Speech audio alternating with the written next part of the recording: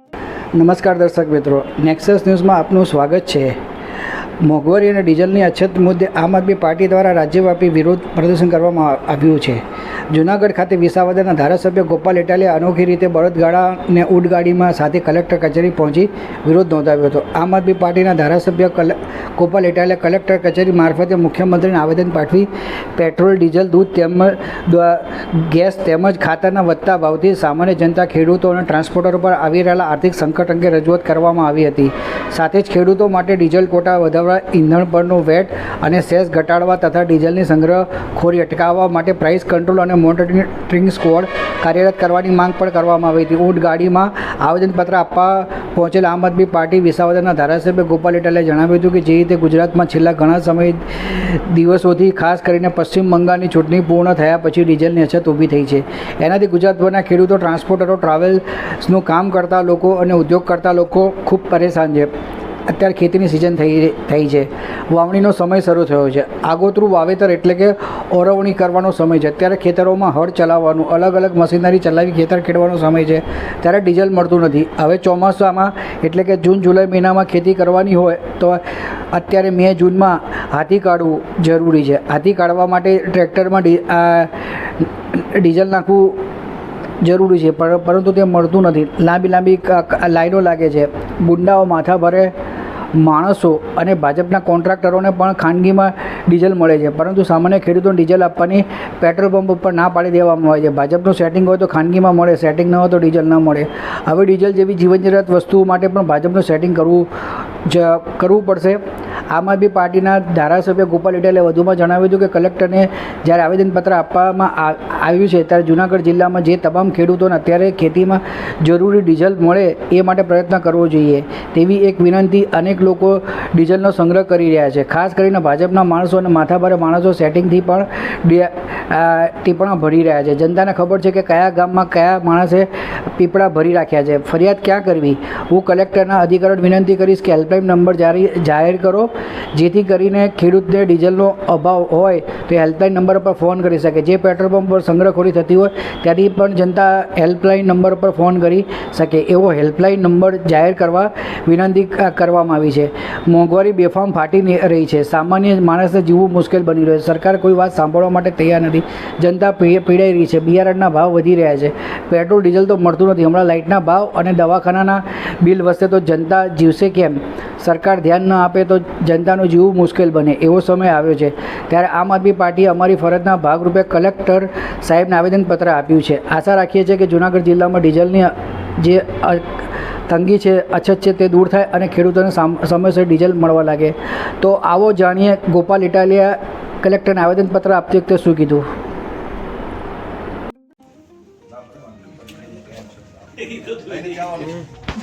તો મેડમ, હવે તકલીફ એવી છે, મેં આપને ફોન કર્યો હતો કે જૂનાગઢ આખા જિલ્લામાં ડીઝલ મળતું નથી. અત્યારે ખેતીની સિઝન હવે ચાલુ થઈ ચૂકી છે, એટલે આગોતરું વાવેતર એટલે કે ઓરણી કરવી હોય તો ડીઝલ મળતું નથી. માથાભારે માણસોને મળે છે, ગુંડાઓને મળે છે, ભાજપના માણસોને મળે છે. આ શબ્દ સ્પેસિફિક છે.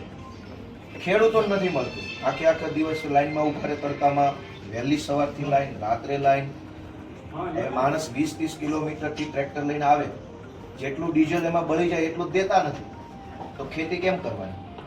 અને બીજી તકલીફ એ છે કે આ અત્યારે ડીઝલની સમસ્યાના કારણે પૂરતું વાવેતર નહીં થાય તો માત્ર ખેડૂતને નહીં, અનાજનું ઉત્પાદન ઘટશે. આખા ગુજરાતમાં અનાજનું ઉત્પાદન ઘટશે તો લોકોને તકલીફ પડશે. એટલે તમે કંઈક એવો નિર્ણય કરો કે જેટલું ડીઝલ ગુંડાઓને, માથાભારે માણસોને ખાનગીમાં આપી દેવામાં આવે છે એ પ્રમાણે ખેડૂતોને ડીઝલ મળવું જોઈએ. અમુક લોકોને કેરબામાં આપવામાં આવે છે, અમુક નથી આપતા. અમે ત્યાં ટીમોને એ બધું પણ મોકલી દઈએ છીએ. જો એવું કંઈ હશે તો અટકાવીશું, પણ અમારા પ્રયત્નો પૂરા એવા છે કે બધા ખેડૂતોને પૂરતા પ્રમાણમાં બેન, તમે ટીમ મોકલો એ સારી બાબત છે, પણ વાસ્તવિકતા અલગ છે. તમારે જોવું હોય તો અમે નજરે બતાવી શકીએ છીએ. કોઈ પણ પેટ્રોલ પંપ આટલા બધા માણસો આવ્યા છે તો એ બધા પીડિત છે એટલે આવ્યા છે. ડીઝલ મળતું હોય તો કોઈ શું કામ અહીંયા આવે? અમે ડબલા લઈને આવ્યા છીએ ત્યાંથી ડીઝલ. મને પોતાને ધારાસભ્ય તરીકે ગઈકાલે હું પેટ્રોલ પંપ પર ગયો તો મને કે 1000 રૂપિયાનું જ આપી. મેં રિક્વેસ્ટ કરી કે ભાઈ મારે ઝઘડો નથી કરવો, હું ધારાસભ્ય છું, મારે કંઈક સરકારી કામથી જવાનું હોય, કંઈક બીજી મેટર બને તો જવું હોય તો કમસે કમ થોડુંક વધારે આપ. બહુ રિક્વેસ્ટ કરી તો 2000નું આપ્યું. મને પોતાને ગઈકાલની વાત છે, મારી પાસે આવતી પડી છે. 2000નું ડીઝલ મારી ગાડીમાં છે.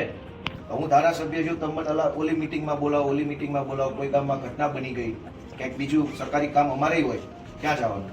તો ખેડૂતોને સમયસર ડીઝલ મળે. અને આ કઈ, અને ઘણા લોકો સ્ટોક કરે છે, જેની રાજકીય પીઠબળ છે એ લોકો તો સ્ટોક કરે છે, એને તો આપણે રોકી નથી શકતા. જે સાદો સીધો માણસ છે એ નથી અત્યારે ડીઝલ મેળવી શકતા. અને આ ડીઝલની માથાકૂટના કારણે બધી જ વસ્તુ મોંઘવારી વધી છે. હમણાં છોકરાઓના એડમિશન ચાલુ થશે, ફી વધી છે એની, બસોના ટ્રકના ભાડા વધ્યા છે, એના કારણે દૂધ મોંઘું થાય છે, મોંઘવારી એટલી બધી વધી છે. તો હવે કોણ આનું નિયંત્રણ કોણ કરશે? ઠીક છે, અમારી ટીમો છે, ડીએસપીની ટીમ ને એ બધા કાળાબજારી કરે છે. ત્યાં સાબરપુર ચોકડી પાસે તપાસ કરો, 2 રૂપિયા વધારે લે છે અને ડીઝલ મળી જાય છે. અમારી ટીમો એક્ટિવ જ છે. હા. બેન કાંઈ એક્ટિવ નથી. ના એ એવું નથી. તમે મને એમ કહો કે કઈ જગ્યાએ એક્ટિવ છે? અહીંથી આપણે ડાયરેક્ટ ઈ પંપે જઈએ. કશું નથી એક્ટિવ બેન. અમે ખોટું બોલીને શું ફાયદો? ડીઝલ તો કંઈ ડીઝલ તો કંઈ ખાવાની વસ્તુ તો છે નહીં કે વધુ લઈને ખાઈ જાય માણસ. આ તો વાપરવાનો એવું ખેડૂતને. બી નથી, ખેડૂતોને નથી આપતા એવું. ના બેન, ડીઝલ હતું ન આવ્યું. અનેક ખેતરોમાં હિટાચી મશીન, જેસીબી મશીન, ટ્રેક્ટરો, અન્ય સાધનો છે એ ઊભા છે. ડીઝલ નથી એટલે ઊભા છે. ખેતી જ નહીં થાય અને એવું નથી, ખેડૂતોને પણ પ્રાયોરિટીઝ આપીને અપાય જ છે. અને છતાં પણ ક્યાંય અગવડો એ બધું હશે તો અમે ધ્યાન પર લઈ બંધીશું. તમે એક કામ, 2 વસ્તુ એવી કરો. હેલ્પલાઇન નંબર જાહેર કરો.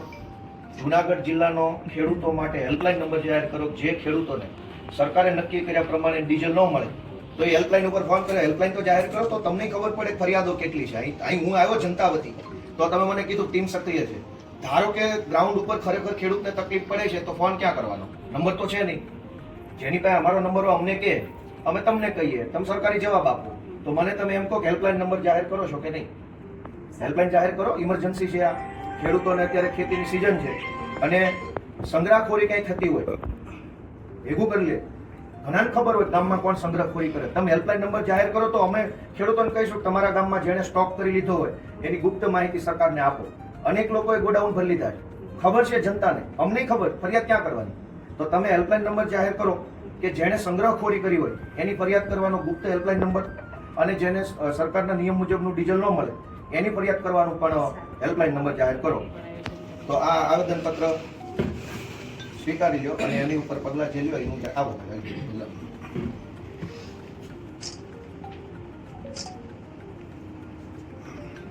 એક કોપી પર તમારી સહી. ઊંચું આનો ભાઈ સહી સિક્કો કોણ કરે છે? આ બધું ઓફિસમાં સહી સિક્કો થાય. હા, લેતા આવજો.